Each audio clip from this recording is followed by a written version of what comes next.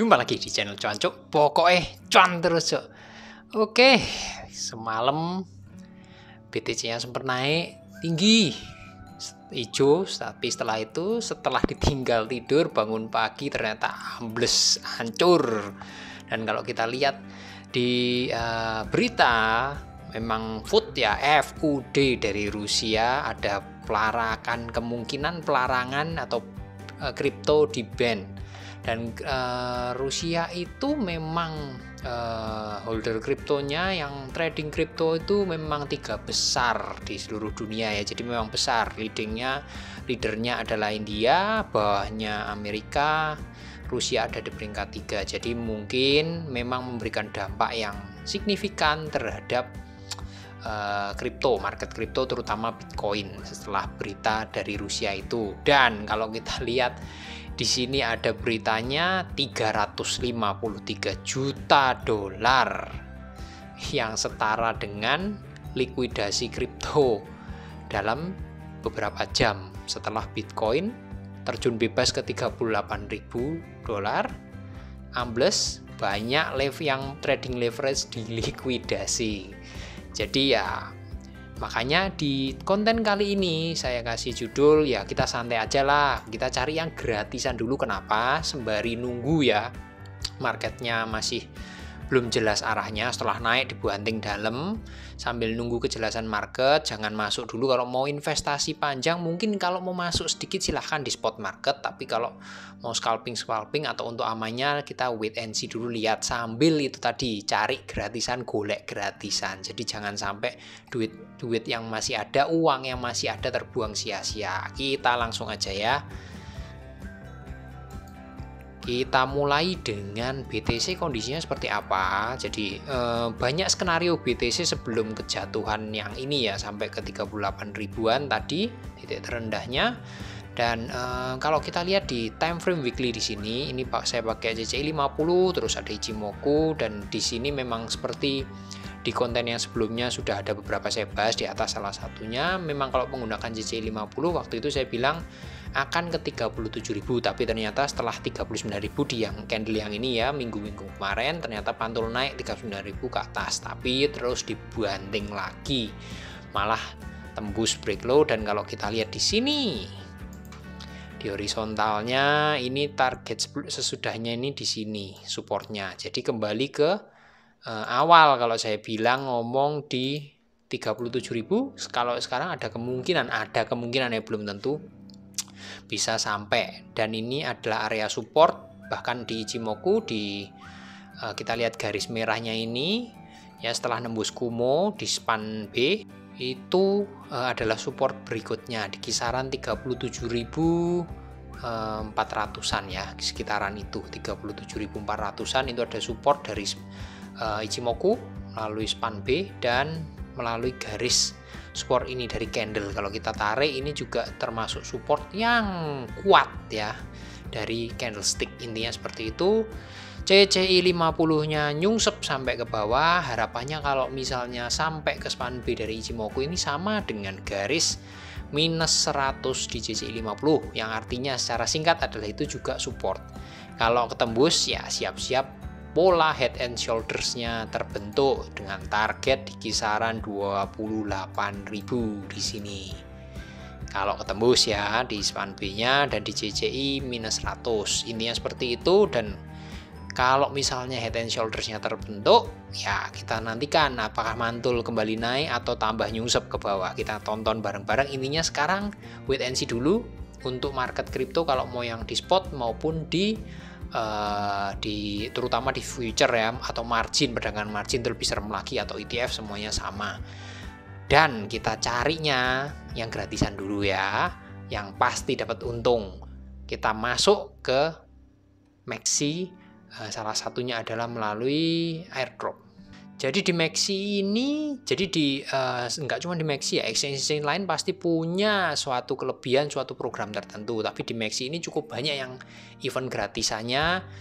Salah satunya adalah MD. MD ini maksudnya airdrop sama aja. Jadi teman-teman intinya di sini kebetulan sesinya udah berakhir. Kalau teman-teman masuk di MD ini tanggal harinya juga nanti akan ada diumumkan kalau ada yang baru. Intinya kalau teman-teman hold koinnya, tokennya Maxi MX ya, dalam bentuk MX itu kisaran harganya sekitaran $1,5, sekitaran 20 ribuan sekian. Itu dalam jangka waktu tertentu nanti akan mendapatkan airdrop ya. Biasanya itu, atau kalau enggak teman-teman transaksi pakai MX nanti dapat undiannya, dan jumlah kalkulasinya itu nanti ditentukan oleh Maxi itu sendiri ya. Nanti peraturannya tiap token itu pasti berbeda. Misalnya contoh seperti yang sudah lewat yang SMCW ini ya, SMCW Space Misfits.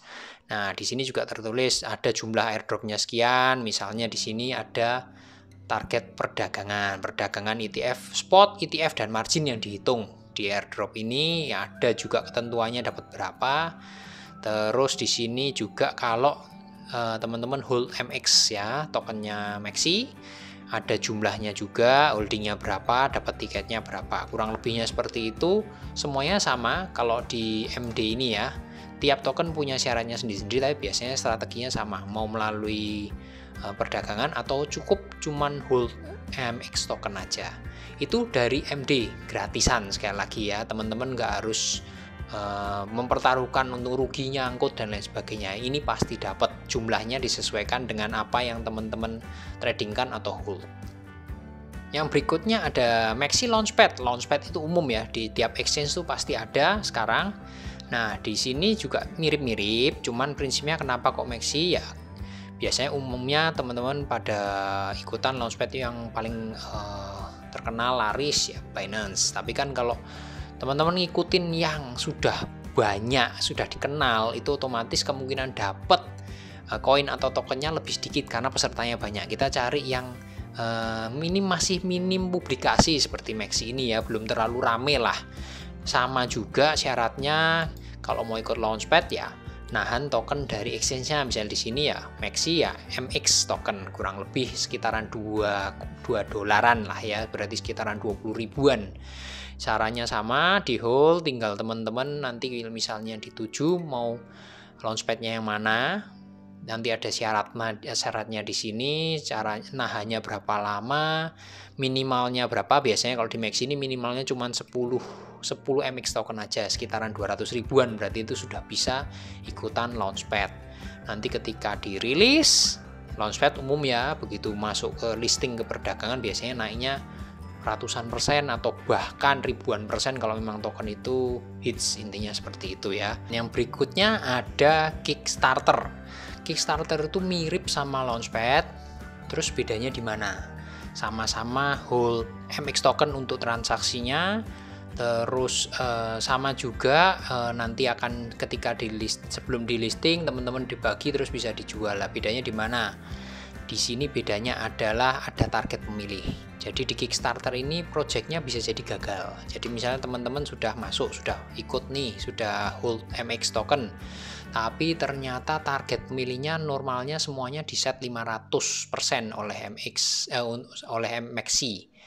Tapi ternyata angka partisipasinya gagal, nggak nyampe 500%. Jadi project ini bisa dibatalin.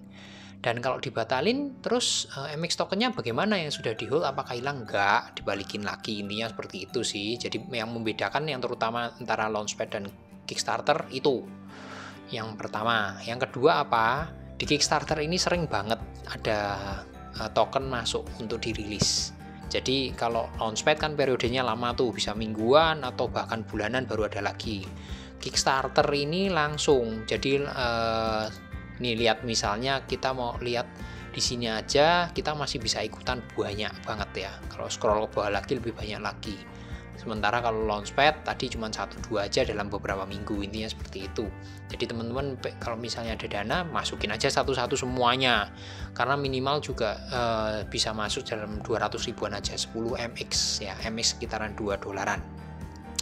Itu intinya Kickstarter. Terus caranya seperti apa dan enaknya apa lagi?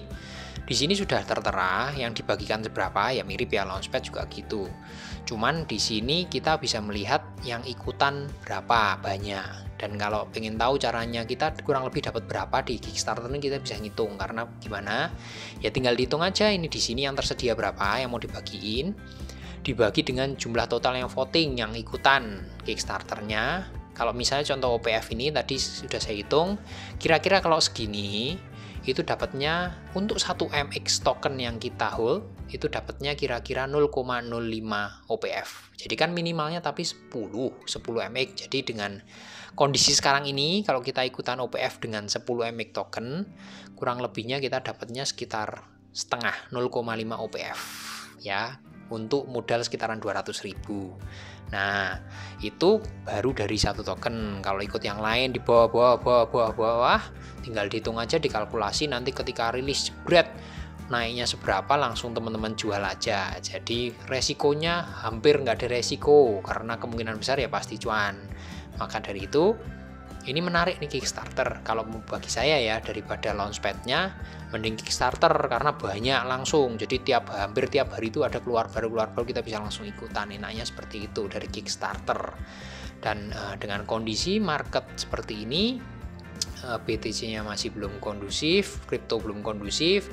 Ada bagusnya 3 poin ini bisa teman-teman coba supaya apa?